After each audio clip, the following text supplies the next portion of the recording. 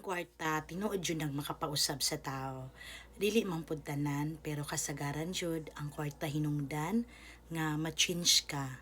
Ano man daghang mga tao karon nga may patong sila wala pa kaniadto kay maduulan pa nimo, maay pagrelasyon sa uban, sa mga silingan, manggihatagon pa, pero sa diyang nilambo na gamay nga niangat, mas nausab sila.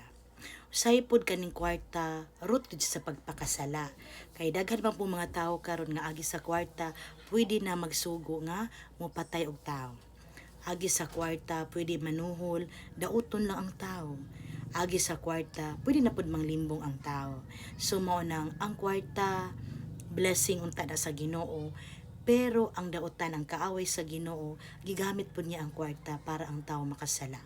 Manang kita nga tawo, ato yung huptan na kung unsa maning grasya nga naa nato nga blessing gikan sa Ginoo, atong paningkamutan nga dili na mahimong rason para kita makasala og mahimong dautan.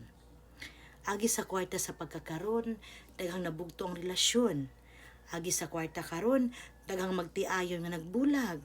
Agi sa kwarta karon, agi sa pagukod sa pangandoy, wala na may relasyon sa ilang pamilya, sila igsuon sa ilang mga ginikanan.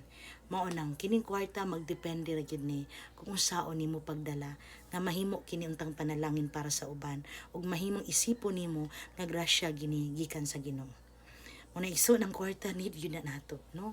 Ilabi na sa atong panahon karon nga grabe ka apiki, grabe ka mahal ang mga palitunon. Kung lay kwarta maka-stress yun, no? Makalagot yun. Pero kung nalang yun tayo Ginoo igsuon, dili nimo mamalayan ang kalisod sa panahon. Di nimo ma-feel nga ikaw day pobre, ikaw apiki, pero naalay Ginoo nga imong giisip nga imong saligan. Di ka kabalo siyang tabang unsaon kanya pagpahiluna, di ka kahibalo unsaon kanya pagtabang sa imong kalisod, basta keep on praying. Usahay manggod kita nga tawo, tungod lagi kay ang Ginoo di nato makita, no? Wala ta sukal ka kita Ginoo kay namat-an nato nga nagsaulog na lang sa kamatayon sa atong Ginoo. Pero ang Ginoo buhi gyud, naa gyud siya. Dili siya makita nato kay siya espiritu na lamang, pero every time nga magtuong magsalig kaniya, sampito nimo siya, magampo ka, ma-feel yun nimo ang presensya nga ang Dios buhi di ay.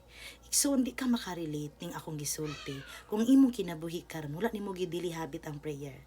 Pero kung gimahal nimo ang Ginoo, deeper ka imong relasyon sa Ginoo, di nimo mamalayan ang kalisod nato, di ka ka-feel kay kabalo jud ka nga ang Ginoo mutabang yun na nato basta magampo lang jud ta igsuon.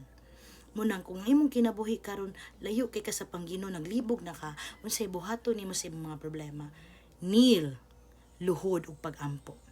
Sampita ang Ginoo, di ba iniguman nimo ampo basta kinasing-kasing lang, mabati gyud nimo nga makomfort ka.